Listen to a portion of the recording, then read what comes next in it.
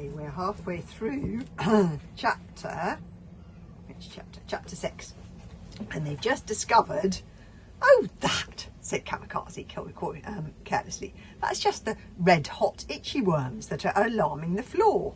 Red hot itchy worms, squeaked Fishlegs, attempting to climb even higher on the column he was clutching. Red hot itchy worms are tiny little maggot-like dragons that bite considerably harder than either ants or wasps. It's all right, said Hiccup reassuringly, taking a good look at the itchy worms. As long as we're wearing dragon skin shoes, they won't attack us. But you can't touch the floor with anything unprotected. They can bite through ordinary material, and once they get the taste of your blood, they'll swarm all over you. I mean, you might have warned us, Kamikaze, Hiccup said tutted in exasperation.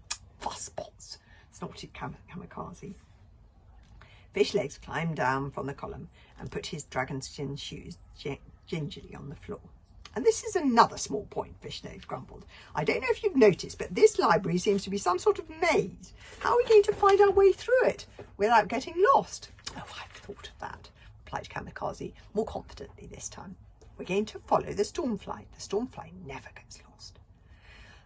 She took her backpack off her shoulders, reached inside, and carefully removed something from it. The something was a hunting dragon, the colour of a shiny golden coin. Is that your dragon? Hiccup asked. I didn't even know you had a dragon.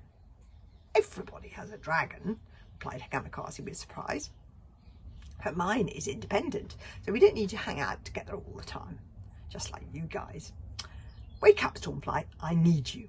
She tickled the golden dragon behind its ear to wake it up, which she did with a sort of meowy sneeze. And Kamikaze just pulled her hand away before it nipped her.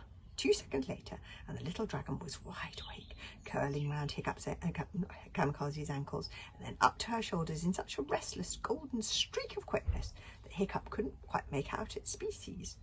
It's a beautiful dragon, Hiccup said, but what kind is it? Hiccup knew the answer before he had finished the question, because on hearing it herself called beautiful, the scales of the dragon blushed from gold to rose to scarlet to like an instant sunset.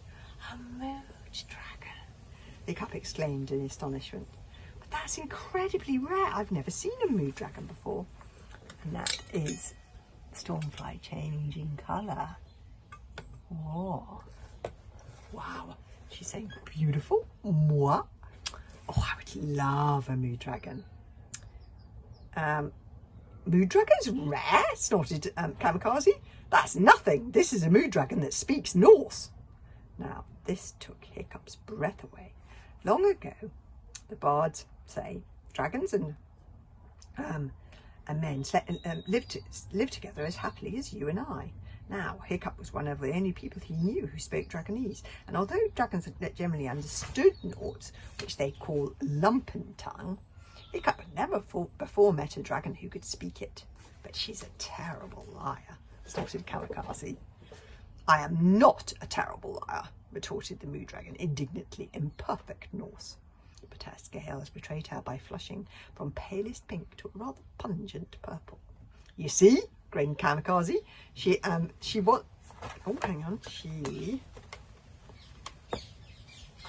turns purple when she lies. She can't help lying, it's in her nature. Come on then, Stormfly, we need you to guide us through this horrible book warren. This seemed to please the offended little mood dragon, for she faded from purple to sunny yellow and sprang like a cat onto the top of Kamikaze's head. Who is anxious boy with the freckles, and who is my fellow green blood? Purred Stormfly, softly looking down at Toothless through laughing yellow eyes. Toothless was acting rather weirdly. He had gone pink around the horns and he was staring ahead, glassy-eyed, as if stuffed. He answered gruffly, That's Hiccup. Me Toothless, me a very rare Toothless daydream, very rare and very vicious. Hello, Toothless, admired Stormfly, delicately swishing her yellow tail. Oh, thank you. Oh, you do look vicious. Viciously handsome. What smart little wings you have. At this, Toothless puffed out his chest and looped with pride. He was so busy showing off he didn't even notice Stormfly's naughty smiling face turning slowly from yellow to purple. This still doesn't solve the problem of what we do when we find the book, said Fishleg stubbornly, sticking to his gloomy view of the prospect ahead of them. Well, said Hiccup, we can either sit here getting depressed, or we can go and try and find a copy of How to Train Your Dragon by that Professor Yo-Yo Elvish person and hope we think of something along the way. Whatever we do, it's quite clear from this point that there is no going back. This was a good point.